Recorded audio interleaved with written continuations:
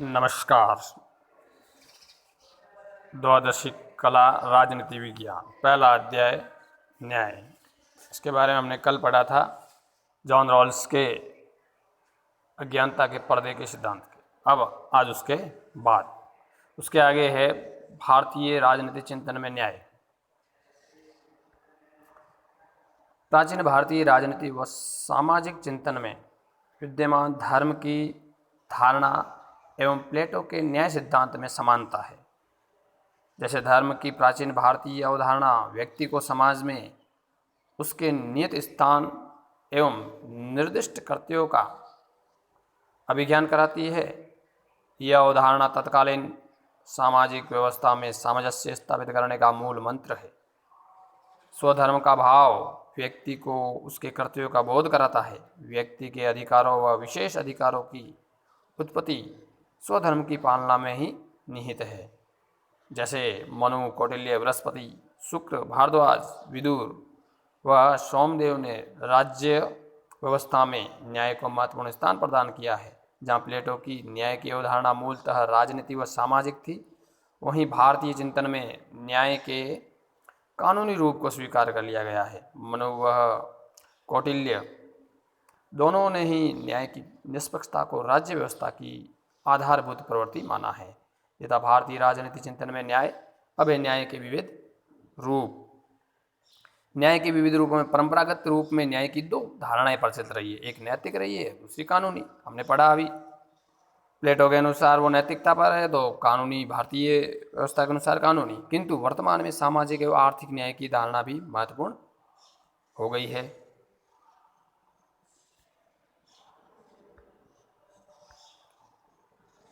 पहला इसमें नैतिक न्याय।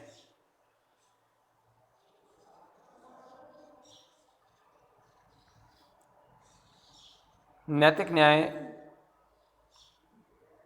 न्याय की मूल धारणा नैतिकता पर आधारित है, जिसमें कुछ सर्वव्यापक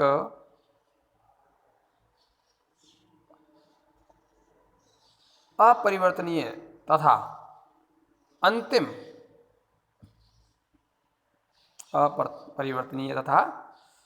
प्राकृतिक नियम है, जो व्यक्तियों के आपसी संबंधों को निरूपित करते हैं। इन प्राकृतिक नियमों और प्राकृतिक अधिकारों पर आधारित जीवन व्यतीत करना ही नैतिक न्याय है। जब व्यक्तियों का आचरण सदाचारी होता है, अर्थात सदाचरण, जो उसे नैतिक न्याय की अवस्था कहा जाता है। जबकि जब व्यक्ति का आचरण नैतिकता से परे होता है, तो उसे नैतिक न्याय के विरुद्ध माना जाता है, अर्थात अनैतिक। भूतकाल से लेकर वर्तमान तक सभी चिंतक सत्य, करुणा, अहिंसा, वचनबद्धता, उदारता आदि गुणों को नैतिक सिद्धांत मानते हैं। अर्थात अपन कह सकते हैं कि जिस व्यक्ति के अंदर नैतिकता का भाव है, वह अपने आप में न्याय विरुद्ध है, क्योंकि नैतिकता से ही न्याय मिल सकता है। व्यक्ति के अंदर नैतिकता का भाव है, वो कभी भी न्याय नहीं कर सकता।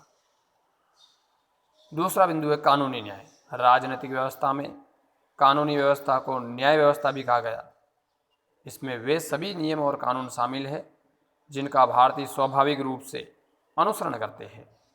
कानूनी न्याय की धारणा दो बातों पर बल देती है, अंडरलाइन करना इसमें। पहली बात है, सरकार द्वारा निर्मित कानून न्यायोचित होने चाहिए, और दूसरा है, सरकार द्वारा ऐसे कानूनों को न्यायपूर्ण ढंग से लागू करने चाहिए। अर्थात पहला तो वह न्यायोचित होने चाहिए, दूसरे सरकार द्वारा ऐसे कानूनों को न्यायपूर्ण ढंग से लागू करने चाहिए। कानूनों के उल्लंघन की स्थिति में उसको निष्पक्ष रूप से दंड की व्यवस्था भी की जानी चाहिए। यह था कानूनी न्याय। तीसरा है राजनीतिक न्याय। राजनीतिक न्याय समानता व समता पर आधारित होना चाहिए। एक राज्य व्यवस्था में सभी व्यक्तियों को समान अधिकार व अवसर प्राप्त होने चाहिए। राजनीतिक न्याय भेदभाव व असमानता को अस्वीकार करते हैं। अर्थात राजनीतिक न्याय तभी यानी कि सफल होगा जब वह समानता पर आधारित होगा। यानी राजनीतिक न्याय सभी व्यक्तियों के कल्याण पर आधारित होता है, और ऐसा न्याय केवल प्रजातांत्रिक व्यवस्थाओं में ही प्राप्त किया जा सकता है। अर्थात लोकतंत्र में ही राजनीतिक न्याय मिल सकता है। राजनीतिक न्याय प्राप्त करने के कुछ साधन उपलब्ध है, जैसे हम कह सकते हैं वयस्क मताधिकार, एक प्रकार से जिसकी आयु 18 वर्ष से 18 वर्ष से ऊपर है उन सभी को मत देने का अधिकार, ये समानता के अधिकार पर आधारित। विचार, भाषण एवं अभिव्यक्ति की स्वतंत्रता, ये भी जो है सभी को जो है, चाहे बड़ा हो, छोटा हो, अमीर हो, गरीब हो, स्त्री पुरुष, सभी को अपने विचार और भाषण और अभिव्यक्ति की स्वतंत्रता होनी चाहिए। बिना किसी भेदभाव के सार्वजनिक पद पर आसीन होने, अर्थात अवसर की समानता, योग्यता के अनुसार जो है पद ग्रहण करने की, इस प्रकार का जो है अधिकार वो नागरिकों का समान रूप से प्रदान होना ही राजनीतिक न्याय की प्राप्ति के लिए आवश्यक है और संविधान व संवैधानिक शासन को आवश्यक भी माना गया है। और किसी विशेष वर्ग या व्यक्ति को विशेष अधिकार प्रदान न करना ये राजनीतिक न्याय के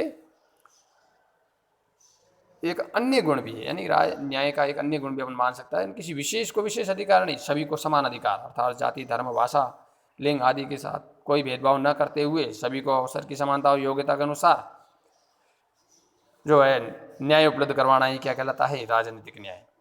इसी प्रकार अगला बिंदु है सामाजिक न्याय। तो सामाजिक न्याय समाज में ऐसी व्यवस्था पर बल देता है जिसमें सामाजिक स्थिति के आधार पर व्यक्तियों में भेदभाव न हो और प्रत्येक व्यक्ति को अपने कर्तव्य,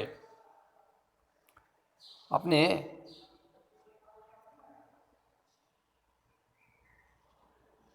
प्रत्येक व्यक्ति को यानी अपने जो व्यक्तित्व के विकास के पूर्ण अवसर प्राप्त हो। राज्य द्वारा व्यक्ति के अच्छे जीवन के लिए आवश्यक परिस्थितियां उत्पन्न करनी चाहिए और राज्य व्यवस्था से अपेक्षा की जाती है कि वह नीति निर्माण करते समय ऐसे विधायी या फिर प्रशासनिक नियमों का निर्माण करे जो एक समतामूलक समाज निर्माण करने में सहायक हो। अर्थात अपन कह सकते हैं कि सामाजिक न्याय जिसमें जाति, धर्म, भाषा या लिंग इस आधार पर, किसी के आधार पर कोई भेदभाव न करते हुए सभी को समान राज्य व्यवस्था के अंतर्गत समान अधिकार उपलब्ध करवाना ही क्या कहलाता है, सामाजिक न्याय। और जॉन रॉल्स आदि ने भी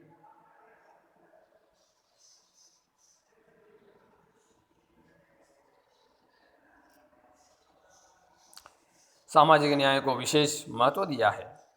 सामाजिक न्याय के अभाव में समानता व स्वतंत्रता जैसे मूल्यों का कोई अर्थ नहीं है। अर्थात समानता और स्वतंत्रता के अधिकार तभी सफल हो सकते हैं जब सामाजिक न्याय की व्यवस्था उचित रूप से हो। अगला बिंदु है आर्थिक न्याय। आर्थिक न्याय का उद्देश्य समाज में आर्थिक समानता स्थापित करना है, किंतु व्यवहार में आर्थिक समानता ला पाना अभी तक संभव नहीं हुआ है। लेकिन आर्थिक न्याय का सिद्धांत इस बात पर बल देता है कि आर्थिक संसाधनों का वितरण करते समय राज्य व्यवस्था को व्यक्ति की आर्थिक स्थिति का ध्यान रखना चाहिए और आर्थिक न्याय धन संपदा के आधार पर व्यक्तियों के बीच पाई जाने वाली असमानता की निंदा करता है तथा गरीबी और अमीरी के बीच की खाई को कम करने पर बल देता है। आर्थिक विषमता को दूर करने के लिए और आर्थिक न्याय के लक्ष्य की प्राप्ति के लिए व्यक्तिगत संपत्ति के अधिकार को सीमित करने की आवश्यकता है। समाजवादी विचारकों के अनुसार आर्थिक विषमता गरीब और अमीर के बीच की खाई को और अधिक गहरी कर देती है, जिससे समाज में सदैव वर्ग संघर्ष की स्थिति बनने की संभावना रहती है। अर्थात हम कह सकते हैं कि आर्थिक आधार पर अगर विषमता रहेगी, अमीरी और गरीबी में बहुत ज़्यादा अंतर रहेगा, तो वहाँ वर्ग संघर्ष की स्थिति सदा बनी रहेगी। अगर आर्थिक न्याय की बात करते हैं तो हम कह सकते हैं कि जो गरीब है, असहाय है, उनके लिए कुछ विशेष प्रावधान होने चाहिए, ठीक है। और वैसे संपत्ति के अधिकार को कानूनी अधिकार भी घोषित किया गया है। एक प्रकार से ये आर्थिक न्याय की बात के लिए ही या फिर आर्थिक न्याय की स्थापना के लिए ही इस प्रकार का कानून बनाया गया है। इस प्रकार हम कह सकते हैं न्याय की व्यवस्था इसके प्रकारों के रूप में नैतिक न्याय, सामाजिक न्याय, आर्थिक न्याय या राजनीतिक न्याय, इन सभी को अलग अलग हमने पढ़ा। निष्कर्ष रूप में हम कह सकते हैं कि यद्यपि न्याय के जो है मौलिक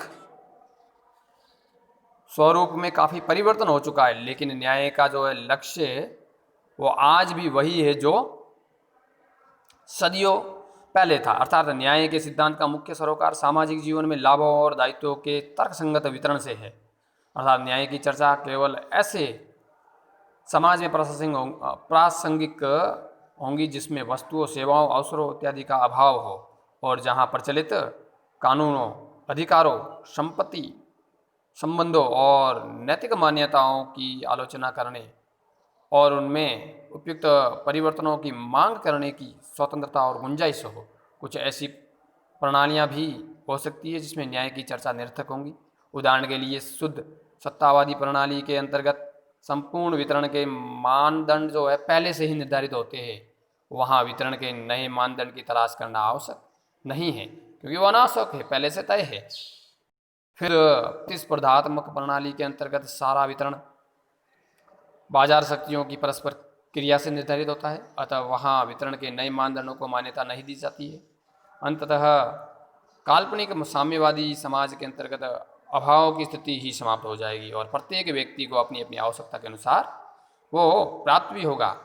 अतः वहाँ न्याय के किसी वैकल्पिक सिद्धांत पर विचार करना व्यर्थ होगा जहाँ सबकी सभी आवश्यकताएं पूरी हो जाएगी और वहाँ समाज से अन्याय की समस्या ही समाप्त हो जाएगी।